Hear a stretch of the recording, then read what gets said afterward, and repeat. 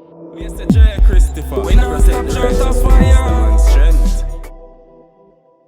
Now we'll go into the types of niche streaming services. So basically, there are tons of examples, right? I just used three right here. I use Black streaming content services, faith-based streamers, Latinx streamers, but there are a myriad of those. I mean, you can focus on, some focus on, animals, other focus on, there's literally a myriad of them out there. But I want to use the Black streaming business as an example of how one can effectively leverage that streaming service, that niche streaming service, and grow and survive and thrive in this business. So a close look at Black content and the content streamers, right? So with Black content, we've seen with Fox, WB, UBN, even happening now with Netflix and other services, the reason why people want to get in the Black content business is largely because the storylines cross cultural barriers.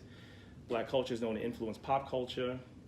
Blacks over-index on TV consumption and are heavy device users, right? So also the power of Black content has been illustrated on numerous occasions when it comes to programming.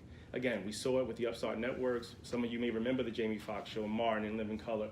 Fox, really built their whole business on Black content before it pivoted. Same with UPN and WB.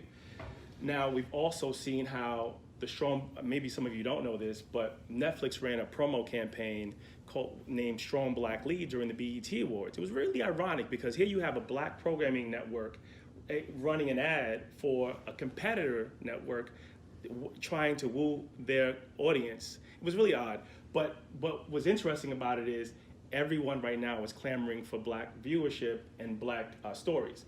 So again, the Netflix, and then also just to go back to what I mentioned earlier about how these tech companies are really recruiting the talent from the mainstreamers. I mean, the main traditional media companies. Shonda Rhimes had a really rich deal at ABC Studios. She came over to Netflix. Kenya Barris, another really rich deal. He's the creator of Blackish. Shonda created 1,000 shows, Grey's Anatomy. I mean, some of you guys may know. Jordan Peele goes to Amazon. Apple. Now, Apple hasn't launched their service yet. They're trying to figure it out. So they make this really rich deal with Oprah Winfrey on a multi-part deal for content.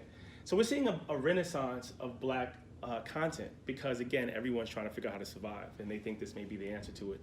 African Americans represent 1.3 trillion in buying power. So this is a very powerful tool to, bolster your business if you're in the content space. This is the ad that Netflix ran during the BET Awards, wanted Strong Black Lead. But here's the reality. It's not gonna work, right? What's not gonna work is these mainstream media companies will not be able to isolate the niche programming market. It's just impossible. They're just too big. And they don't know how to properly program and develop on an ongoing, consistent basis to really, really capture that audience. So it's not gonna happen. And another example of why it won't happen is these mini streaming services that are owned by the conglomerates haven't been able to do it yet. Mr. J. Christopher, we never take the shirt off fire.